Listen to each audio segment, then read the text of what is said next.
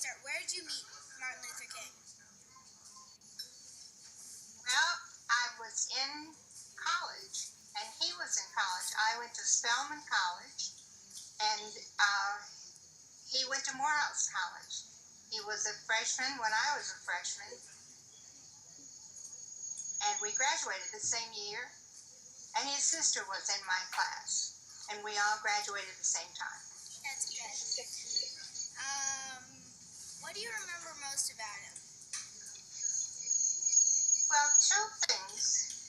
When I knew him, he was 15 years old at first, when he first came to college. So he was a very young, quiet, unassuming, kind of almost a boy in a way, because I was a girl at the time. I was 18. And then later, what I most remember are things that you probably know something about, when he became so prominently known for his civil rights work. That's what I know him in two different ways.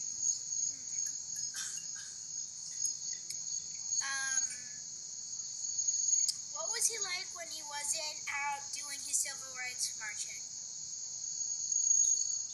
Was he any different? Yes, he was, because after he left college, he went to a school called a theological seminary. And when he went there, he learned how to preach, how to speak, kind of like President Obama speaks.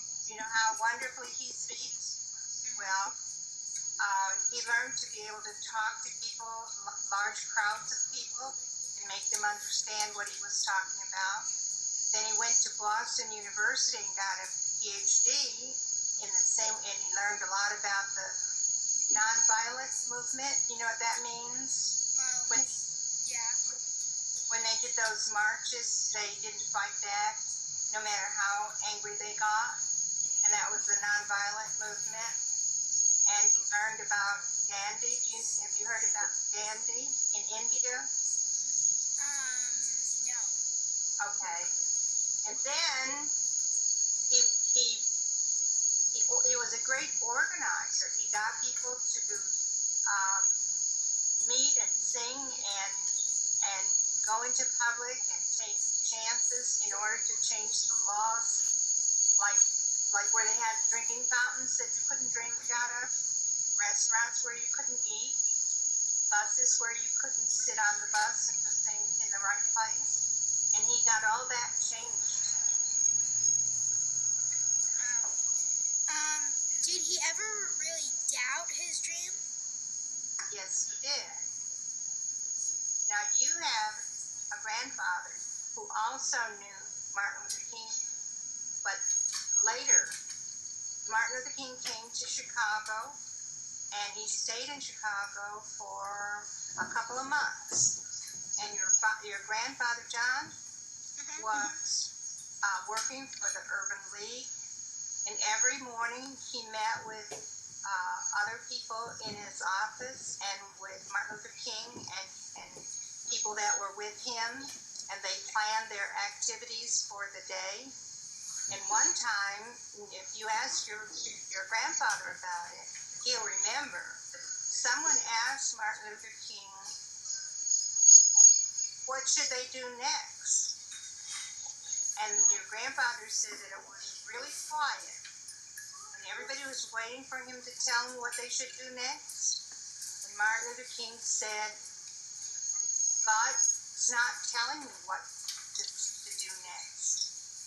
And your grandfather said that there wasn't anybody in that room who didn't believe that at some time in the beginning, God had told Martin Luther King what was the right thing to do. But it had got to be very, very serious and strange. And at that particular moment, he wasn't sure what the next step should be. So he did doubt his dream before. He did. He doubted that it would happen. He doubted that people would let it happen. You know what the dream was? Well, that everyone would have equal rights is one of them. That's one of them. Not And then people would be accepted regardless of their color or their ethnicity. Remember that sentence? That was his dream. Where did he get his inspiration for one of his big speeches at the Lincoln Memorial?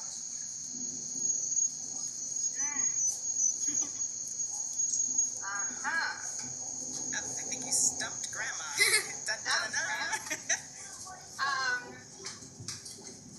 He had been working with the civil rights movement for a long time. And I sent you an email with a page out of his autobiography. Did you get that? Yeah, I got it. Okay. On that page, he's talking about when he was a very young man, when he was in college, how he began to think that everything was just the way he'd been taught, and began to question what was the right thing for people to do. And so by the time he got to do the March on Washington, what he was trying to do was to convince the government, the president of the country, President Johnson, to sign the civil rights law so people could vote in the South, particularly in the South.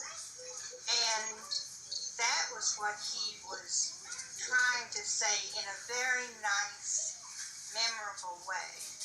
He didn't just get up there and shout and say, this is the way it is and I don't like it. He talked in a very positive way, and people responded to that. Kennedy and President Johnson signed those bills. And did his voice sound like it does now when he was in college? Or when we listened to his speeches when he was in college? Absolutely not. He really didn't? No, he didn't. He had a speech defect. He had something wrong with his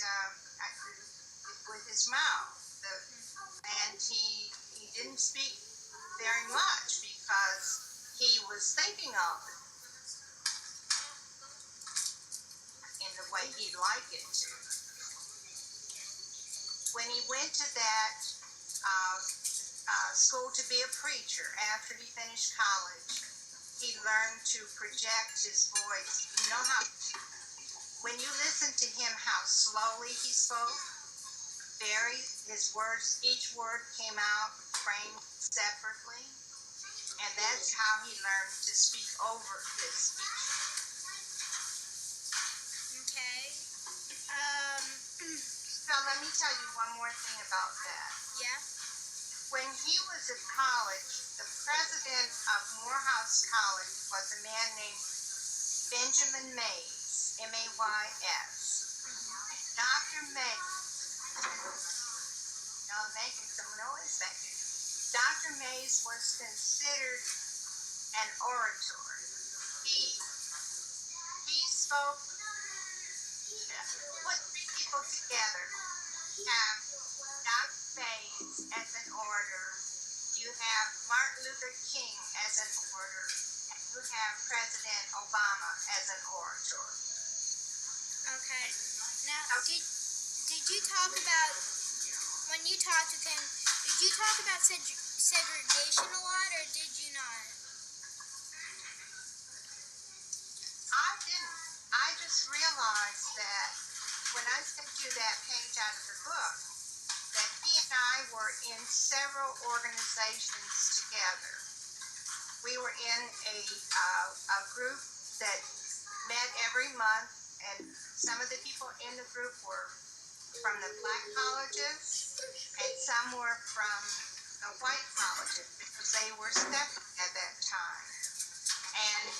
And we tried in that group to get to know